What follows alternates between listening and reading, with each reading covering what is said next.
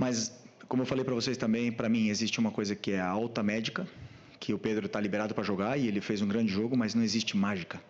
A alta competitiva, jogar a cada 3 dias, tá no nível dos companheiros, isso é outra história. E o Pedro não está no nível dos companheiros fisicamente. Ele não está. Eu sou o que mais quero colocar o Pedro. Eu sou o que mais estou desejando o Pedro chegar na sua forma física ideal para jogar com o modelo de jogo que pede, que todos sabem o que eu peço. Né? Para jogar dessa forma, a gente precisa de todo mundo 100%. E o Pedro não está 100% fisicamente. Não está, a gente nota. E depende dele cada dia treinar, cada minuto que ele tiver aproveitar, para ele poder... Rapidinho, só para pedir para você completar essa questão do Pedro, você enxerga que é possível o Pedro e o Arrascaeta jogarem juntos e o Flamengo pressionar o adversário, como você gosta que a equipe pressione, né?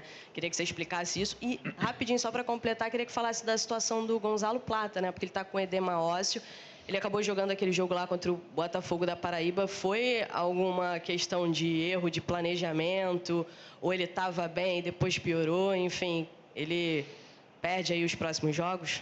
Bom, a questão se eles podem jogar junto, obviamente que eles podem jogar junto. Eles jogaram em 2022, fomos campeões juntos, com o Gabi na equipe. Jogaram juntos agora esses jogos. E o que nós temos que ver é como o Arrasca está correndo, como o Arrasca está fisicamente, na melhor forma que eu vi nos últimos 5 ou 6 anos. E o Pedro precisa chegar nessa forma. A hora que o Pedro chegar na forma física ideal, no seu 100%, ele vai nos dar para a equipe o que a equipe precisa. E todo mundo pode fazer. Todo mundo. Só precisamos que ele esteja do mesmo nível físico que os seus companheiros no dia a dia. E, desculpa que... O Plata. O Plata teve um edema ósseo, um gesto estranho no joelho contra o Vasco, e teve um edema ósseo e ele teve muita dor nessa primeira semana, viajou para Lideu, não conseguiu jogar, conseguiu se recuperar e a dor dele melhorou toda. Então teve minutos contra o Botafogo, foi espetacular como ele jogou, mas voltou a ter dor. E o joelho é um tema muito delicado, uma coisa que pode perdurar para a vida dele, e realmente ele está com dor, ele não está conseguindo performar, ele está muito frustrado. Um cara que ama treinar, um cara super alegre, feliz e divertido, e hoje a gente vê quando ele está na maca que ele está triste, né? Então precisamos que ele se recupere o antes possível, porque sabemos do importante que é esse jogador para a gente. Felipe, tudo bem? Boa noite. Gabriel Orfa, canal Paparazzo Rubro Negro, Revista Placar. Parabéns pela vitória. Obrigado. Felipe, queria te perguntar sobre o Rodrigo Caio, né? O Rodrigo Caio, que agora faz parte da comissão permanente do clube. Como que vem sendo esses primeiros dias com ele? Como foi a escolha do Rodrigo Caio para compor a comissão? E, embora, né, ele não faça exatamente a mesma função que o Daniel fazia, né, que era a questão de bolas paradas, tem muita gente nas redes sociais relembrando o gol do Léo Ortiz de hoje com o gol que o Rodrigo Caio fez contra o Grêmio, na Libertadores de 19.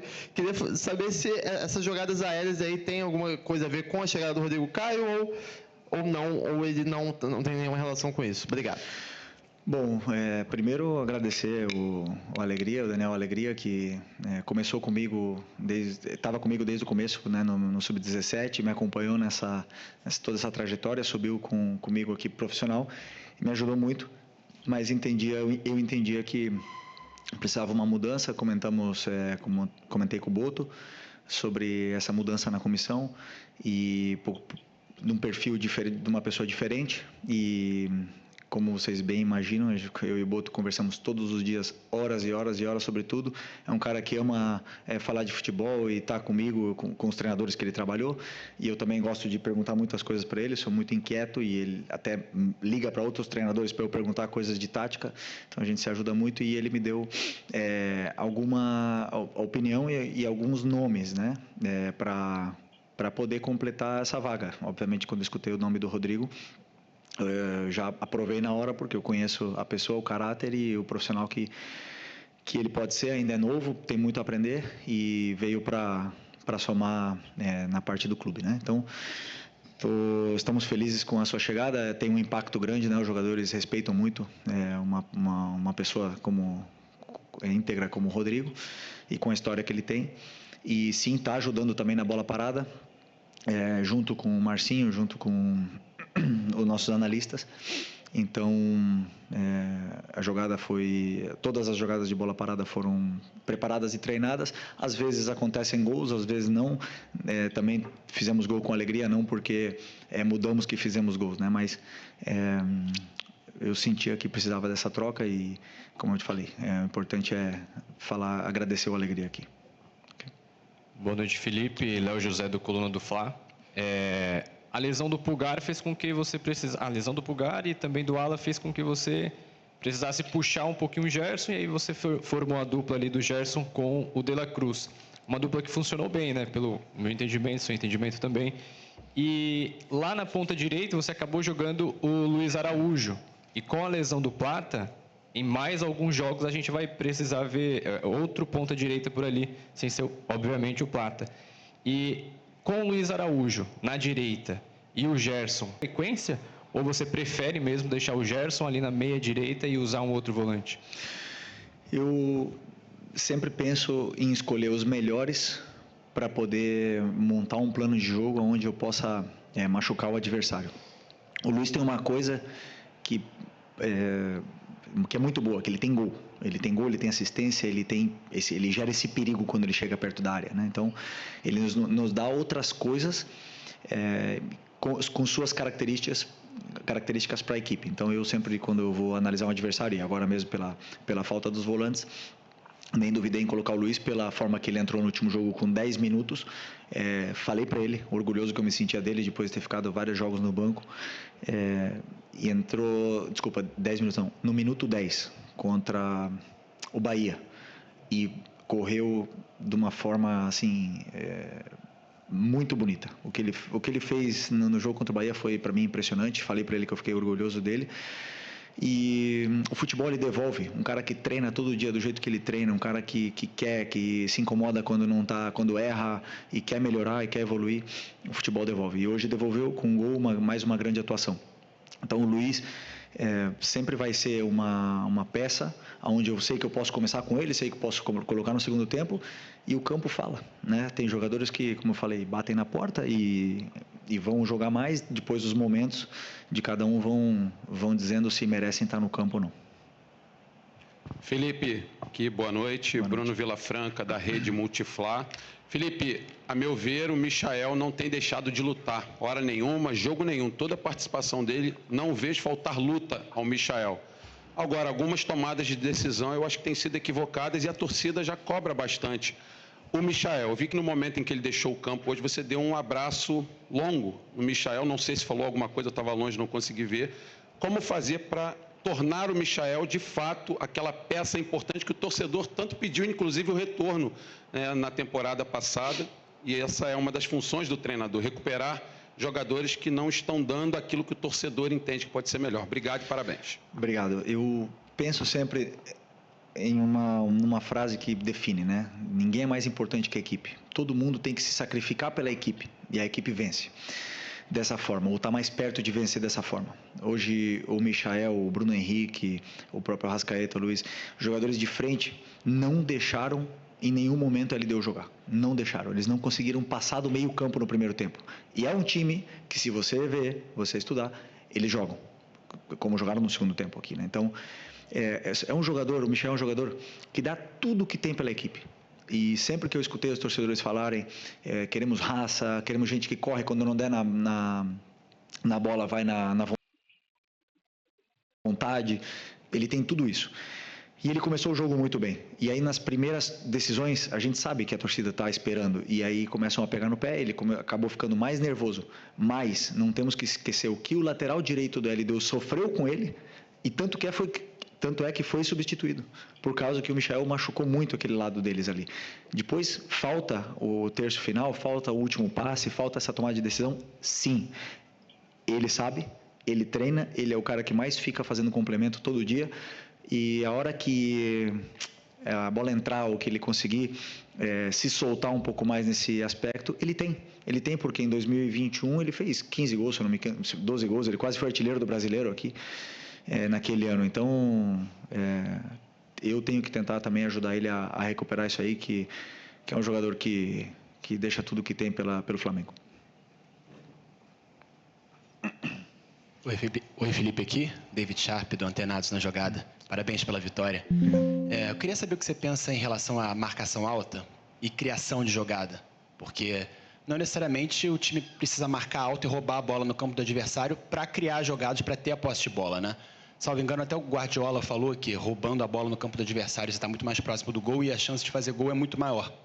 Mas, ainda assim, se o time marcar médio para baixo, consegue retomar e até ter a posse de bola, não perder e criar mais jogadas, né? Então, queria saber em relação a isso, sobre jogadores que talvez não marquem tão bem assim pressão, como talvez o próprio Arrascaeta, o Pedro nesse momento, Gerson, não sei se você concorda, se eles podem jogar juntos até dessa forma um pouco mais compacta, até para quando furar essa linha de marcação logo do campo de ataque, não gerar espaço atrás, né, no campo de defesa. Para mim, a única diferença, por exemplo, de um Bruno Henrique, Pedro, Arrasca e Plata, que são jogadores, é a intensidade na pressão. Mas a pressão todo mundo pode fazer. O que acontece? A gente só olha a pressão alta. Só que para mim o jogo é feito de fases, né? Então na fase defensiva para mim são 4 fases, que é o tiro de meta, a pressão alta, o bloco médio e o bloco baixo. E todos eles têm que fazer as 4 fases. Ou seja, tem que pressionar o tiro de meta, temos que pressionar alto quando a bola está no pé do goleiro, e quando eles rompem a nossa pressão, nós temos que saber fazer um bloco médio, temos que voltar todos, e quando tiver bloco baixo também tem que voltar todos, tem uma função defensiva a fazer em todas essas fases, na fase defensiva e também na fase ofensiva, claro que são outros aspectos. Todos eles podem fazer. A intensidade da pressão, a força que você vai pressionar é outra. Isso sim, isso é uma característica que a gente não pode mudar, mas todos eles podem fazer as 4. E, aliás, fazem, quando estão bem. Felipe, boa noite. Mauro Santana, do canal Mauro Santana. Não tem tempo no calendário do futebol brasileiro nem para chorar derrota, nem para comemorar vitória, né? Exatamente são 67 horas que você vai ter para recuperar a sua equipe já para o Clássico com o Botafogo no próximo domingo pelo Brasileirão. Tendo em vista a intensidade, principalmente no primeiro tempo que você cobrou da equipe, como é que você está vendo essa preparação e principalmente a recuperação dos atletas para esse compromisso e um adversário que também está motivado, que também obteve uma vitória na Libertadores? Vai ser um grande jogo, um jogo duríssimo, dificilíssimo. Eles têm um dia mais de descanso, né? Mas que não serve como desculpa. Agora nós temos que ligar a maquinária o mais rápido possível da recuperação, que esses jogadores possam se recuperar e possam chegar bem nesse jogo de domingo, né? Claro que os jogadores mais jovens se recuperam mais rápido, os jogadores com mais idade, com mais de 30 já vão ter uma certa dificuldade, mas tenho certeza que nós vamos chegar bem no jogo. Felipe, Isaac Andrade, Flavoz. O Flamengo jogou bem, o Flamengo venceu, mudou um pouco a história dele nessa trajetória da Libertadores e foi muito elogiado, inclusive, na coletiva aqui pelo treinador da LDU. No momento de vitória como esse, eu acho que é interessante também analisar aquilo que de repente você planejou, aquilo que você cobrou, que você sente que o time dele trata com um pouco de dificuldade. O que foi isso hoje? O que, mesmo o Flamengo jogando bem... Levando do jeito que a equipe levou a intensidade, a vontade para dentro do campo, o sacrifício seria a palavra para mim. O sacrifício que todos levaram para dentro do campo passou uma mensagem para a própria competição que nós queremos seguir vivo nela. E nós temos muitos aspectos que melhorar, todos os jogos. E o jogo hoje, existem alguns, e agora a gente vai analisar amanhã de manhã, analisar o que foi feito no jogo, os aspectos a melhorar. E também depois preparar o jogo do Botafogo, que é outro jogo completamente diferente. Então, todo jogo nos dá um guia para seguir. Okay. Oi, Felipe. Sérgio Lobo. Parabéns pela vitória. Você é um cara que foi forjado, né? Teve sua extensa carreira jogando no futebol europeu, né? Veio para o Flamengo, encerrou aqui.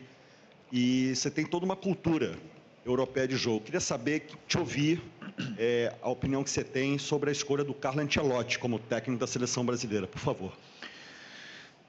Primeiro, dar as boas-vindas para ele. Já jogamos contra, né? Quando eu era jogador, bastante vezes contra ele.